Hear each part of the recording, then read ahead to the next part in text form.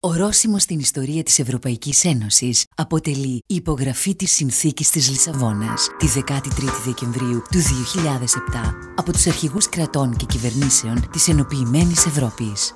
Η δημοκρατική ισότητα, σύμφωνα με την οποία όλοι οι πολίτες αντιμετωπίζονται ίσα από τα θεσμικά όργανα, η αντιπροσωπευτική και η συμμετοχική δημοκρατία που ισχυροποιείται με τον ενισχυμένο θεσμό του Ευρωπαϊκού αλλά και των Εθνικών Κοινοβουλίων και η φωνή των πολιτών που γίνεται πιο ισχυρή από ποτέ, αποτελούν τη ραχοκοκαλιά της συνθήκης που θωρακίζει τον Ευρωπαίο πολίτη. Για πρώτη φορά θα υπάρχει ένας πρόεδρος του Συμβουλίου που θα είναι μόνιμος για 2,5 χρόνια. Ξεκαθαρίζεται, αποσαφηνίζεται με πιο ξεκάθαρο τρόπο οι αρμοδιότητες μεταξύ Ευρωπαϊκής Ένωσης και των κρατών μελών. Έχουμε 3 κατηγορίες.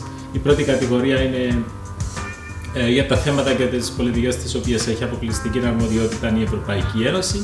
Στη δεύτερη κατηγορία έχουμε συντρέχουσες αρμοδιότητες, δηλαδή εν μέρη στο επίπεδο της Ευρωπαϊκής Ένωσης και εν μέρη στο επίπεδο των κρατών μελών, και είναι και η τρίτη κατηγορία όπου η Ευρωπαϊκή Ένωση κάνει ενέργειες υποστήριξης προς τις πολιτικές αυτές, όπως είναι ο τουρισμός, η παιδεία, η υγεία κλπ.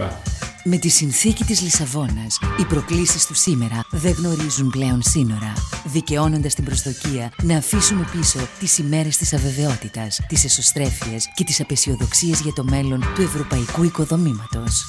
Η συνθήκη της Λισαβόνας προσδίδει στην Ευρωπαϊκή Ένωση μια ενιαία νομική προσωπικότητα που της επιτρέπει να συνάπτει διεθνείς συμφωνίες, όπως και να αποτελεί μέρος διεθνών οργανισμών. Μια ενιαία και μοναδική παρουσία της Ευρωπαϊκής Ένωσης προς τρίτες χώρες, γιατί ο ύπατος εκπρόσωπος της Ευρωπαϊκής Ένωσης θα είναι και για πρώτη φορά και ο αντιπρόεδρος της Ευρωπαϊκής Επιτροπής.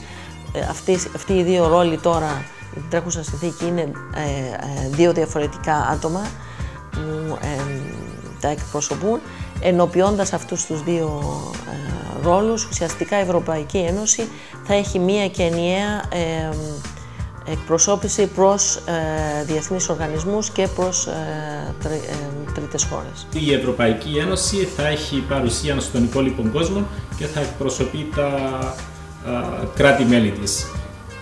Εδώ νομίζω αξίζει να γίνει μια ιδιαίτερη αναφορά σε σχέση με την Κύπρο, καθότι η εξωτερική πολιτική της Κύπρου είναι πολύ περιορισμένων δυνατοτήτων, ενώ με αυτόν τον τρόπο μέσα στο πλαίσιο της Ευρωπαϊκής Ένωσης η Κύπρος θα συμμετέχει τόσο στο σχεδιασμό όσο και στις αποφάσεις που λαμβάνονται για τα θέματα εξωτερικής πολιτικής. Σύμφωνα με τη νέα μεταρρυθμιστική συνθήκη, προβλέπεται η νομοθετική πρωτοβουλία πολιτών. Οι Ευρωπαίοι πολίτες θα μπορούν με τη συγκέντρωση 1 εκατομμυρίου υπογραφών από διάφορα κράτη-μέλη να ζητούν απευθείας από την Ευρωπαϊκή Επιτροπή να υποβάλει νέες προτάσεις πολιτικών. Κάποιες από αυτές τις βελτιώσεις αφορούν από τη μια πλευρά τη δυνατότητα για πρώτη φορά στους Ευρωπαίους πολίτες να αντιδρούν και να καταθέτουν τις δικές τους απόψεις με τη συγκέντρωση 1 εκατομμύριο υπογραφών, δηλαδή με την συγκέντρωση υπογραφών από 1 στους 500 Ευρωπαίους πολίτες. Με τη συνθήκη της Λισαβόνας επιβεβαιώνεται η αλληλεγγύη μεταξύ των κρατών μελών και η ενισχυμένη ασφάλεια, καθώς αποτελεί αποτέλεσμα της διευρυμένης αρμοδιότητας της Ευρωπαϊκής Ένωσης στους τομείς της ελευθερίας, της ασφάλειας και της δικαιοσύνης, ως η καλύτερη αντιμετώπιση της τρομοκρατίας και του εγκλήματος. Η ρήτρα αλληλεγγύης και αμοιβαίας συνδρομής προνοεί την από κοινού ενεργοποίηση της Ευρωπαϊκής Ένωσης και των κρατών μελών σε περίπτωση που ένα από τα κράτη-μέλη γίνει στόχος τρομοκρατικής επίθεσης.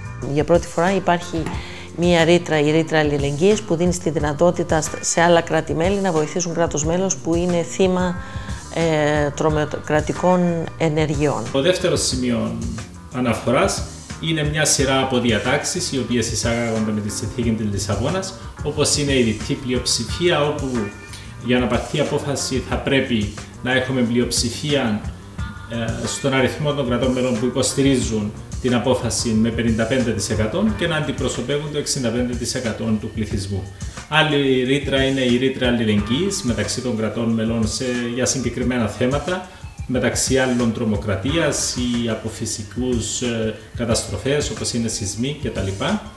είναι η ρήτρα της ενισχυμένης συνεργασίας, όπου ομάδα κρατών μελών κατ' ελάχιστον αριθμό με 8 μπορεί να αποφασίσει συγκεκριμένες ενέργειες και πολιτικές, οι οποίες φυσικά δεν προβλέπονται με βάση τις συνθήκες της Ευρωπαϊκής Ένωσης, όπως επίσης και τη ρήτρα της θελούσιας αποχώρησης εάν κάποιο κράτος μέλος αποφασίσει κάτι τέτοιο.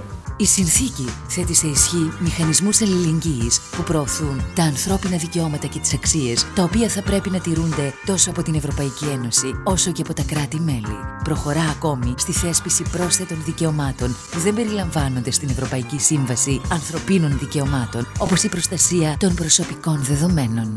Επιπλέον, προτείνει μέτρα για την καταπολέμηση των διακρίσεων και αναφέρει τα κοινωνικά δικαιώματα που εφαρμόζονται στις επιχειρήσεις, όπως το δικαίωμα της απεργίας. Η Ευρωπαϊκή Ένωση αποτελεί πλέον τον σημαντικότερο παροχέα βοήθειας στις αναπτυσσόμενες χώρες, αποδίδοντας μέσω της συνθήκης συγκεκριμένη νομική βάση στην ανθρωπιστική βοήθεια, παρέχοντας μάλιστα τη δυνατότητα δημιουργίας ενός Ευρωπαϊκού Σώματος Εθελοντών Ανθρωπιστικής Βοήθειας. Η Συνθήκη της Λισαβόνας δεσμεύει την Ευρωπαϊκή Ένωση στην αντιμετώπιση των δύο μεγαλύτερων προβλημάτων σήμερα, των κλιματικών αλλαγών και του ενεργειακού εφοδιασμού, καθορίζοντας στόχους και πολιτικές στους συγκεκριμένους τομείς. Συνοψίζοντας, η Συνθήκη της Λισαβόνας εξασφαλίζει μια πιο αποτελεσματική, μια πιο διαφανή Ευρωπαϊκή Ένωση, εξασφαλίζει μια πιο δημοκρατική λειτουργία των θεσμών και καθώς επίσης και την πιο ασφαλή αντιμετώπιση των προβλημάτων που μπορεί να υπάρχουν στην Ευρώπη. Ταυτόχρονα δημιουργείται και μια ενιαία παρουσία στο διεθνή χώρο από πλευράς Ευρωπαϊκής Επιτροπής. Με μια ματιά, η Συνθήκη της Λισαβόνας διαμορφώνει μια δημοκρατικότερη, διαφανή, ισχυρή και ασφαλή Ευρώπη. Μια Ευρώπη με ξεκάθαρους κανόνες και διαδικασίες, με σαφή προσανατολισμό, με περισσότερα δικαιώματα για τους πολίτες της και με ενεργό το ρόλο των πολιτών στις ευρωπαϊκές αποφάσεις. Μια Ευρώπη με περισσότερη άμεση δημοκρατία, με ισχυρότερο Ευρωπαϊκό Κοινοβούλιο, με αναγνώριση της συμβολής της τοπικής αυτοδιοίκησης και των περιφερειών, με απλούστερες δομές, με απλούστερο και δικαιότερο τρόπο λήψης αποφάσεων. Μια συνθήκη για μια Ευρώπη δύναμης, σε ειρήνη και ασφάλεια. Με επίκεντρο τον άνθρωπο, με δυνατούς και ισχυρούς πολίτες, με κοινή δράση για την ασφάλεια και την άμυνα, με αξιόπιστη δημόσια υγεία, με ισχυρή ευρωπαϊκή οικονομία, ξεκάθαρους στόχους, με νέες πολιτικές δράσεις, για μια Ευρώπη με σαφή προσανατολισμό, με ισχύ και ασφάλεια, με ξεκάθαρους κανόνες και διαδικασίες, με 1 εκατομμύριο υπογραφές, μπορούμε να απευθύνουμε έτοιμα στην Ευρωπαϊκή Επιτροπή για ανάληψη νομοθετικής πρωτοβουλίας, με στόχο την προστασία του κλίματος και του περιβάλλοντος. Η Συνθήκη της Λισαβόνας χαράσει νέα πορεία. Συνθήκη Λισαβόνας, με όραμα μια καλύτερη ζωή.